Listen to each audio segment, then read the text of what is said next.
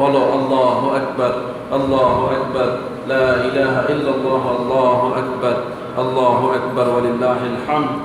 পবিত্র ঈদুল আজহাকে উপলক্ষ করে তাকবীরে তাশরিক 5 দিন ধরে আমাদেরকে এই তাকবীর করতে হবে। কি বলে ঠিক না? এই ধারাবাহিকতার জন্য সামনে অল্প সময় বাকি আছে। পবিত্র ঈদুল আজহার প্রস্তুতি ইতিমধ্যে শুরু হয়েছে। যারা আমরা মুসলমান, আমরা এই হজ, উমরা এবং এই ঈদ ইত্যাদি পালনের জন্য প্রস্তুতি গ্রহণ করবো। এর জন্য জরুরি যে সকল বিষয়গুলো আছে সেগুলো আমরা উপলব্ধি করার চেষ্টা করব। তাকওয়া, ফরহেজগারিতা, এগুলো আমরা উপলব্ধি করব। সর্বসাকুল্যে যে বিষয়টা আমাদের মাথায় দেওয়ার আমি শুরু করেছি সেটা হচ্ছে এই সব কিছুর মূলে একজন ছিলেন, তিনি মুহাম্মদুর রাসূলুল্লাহ সাল্লাল্লাহু আলাইহি সাল্লাম। তাইলে আমরা এত যে নিয়ামত, এত যে শুকরিয়ার বিষয় পাচ্ছি, তাইলে আমরা খুশি হব কার উপরে? যার উপরে এগুলো নাজিল হয়েছে, যার মাধ্যমে আমরা এগুলো পেয়েছি, তার উপরে খুশি হব। কি বলেন ঠিক না?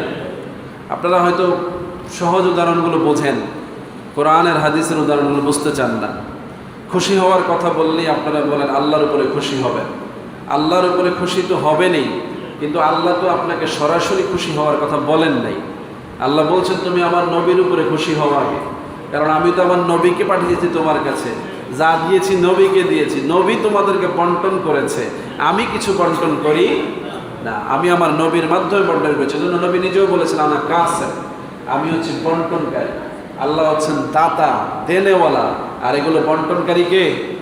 মুহাম্মদুর রাসূলুল্লাহ সাল্লাল্লাহু আলাইহি সাল্লাম। তাহলে আপনি খুশিটা প্রকাশ করবেন কার কাছে? যিনি আপনাকে বন্টন করছেন, যিনি আপনার হাতে দিচ্ছেন, তাকেই তো খুশি প্রকাশ করবেন। তিনি খুশি হয়ে গেলে যিনি দাতা, যিনি পাঠিয়েছেন, তিনিও খুশি হয়ে যাবেন। সুবহানাল্লাহ। এই কথা বললেই আমাদের দেশের লোকেরা শিরকের গন্ধ খুঁজে পায়। কি খুঁজে পায়? শিরকের গন্ধ খুঁজে পায়। নবীকে বাদ দিয়ে তুমি রব মানার মধ্যে কোনো উপায় নাই, আছে নাকি? তুমি যে আল্লাহকে রব বলবা এটাও বলার সুযোগ নেই যদি নবীকে নবী না মানো, মুহাম্মদুর রাসূলুল্লাহকে যদি তুমি রাসূল স্বীকার না করো।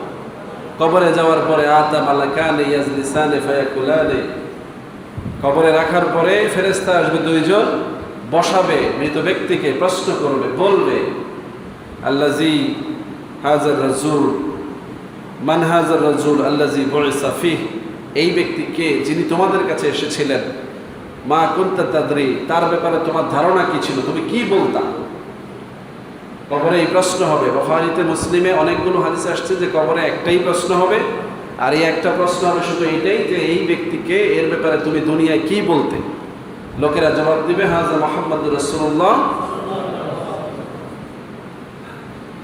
মুহাম্মদুর রাসূলুল্লাহ বলার পরে তারা এটাও বলবে যে হুয়া মুহাম্মদুর রাসূলুল্লাহ আব্দুল্লাহ ওয়া রাসূলুহু, তিনি আল্লাহর বান্দা এবং রাসূল। এবং তারা আরও কিছু গুণাবলী প্রকাশ করবে যে তাকে আল্লাহ রাব্বুল আলামিন সুস্পষ্ট বাইয়িনাত সহ, হেদায়েতের সুস্পষ্ট বাণী সহ, কিছু নিদর্শন সহ আমাদের কাছে প্রেরণ করেছেন। লোকেরা তার ব্যাপারে এই বলতো, মানে নবীর যত সানা সিফাত আছে, জান্নাতি মানুষগুলো, ইমানদার মানুষগুলো, এগুলো বলতে থাকবে। সুবহানাল্লাহ।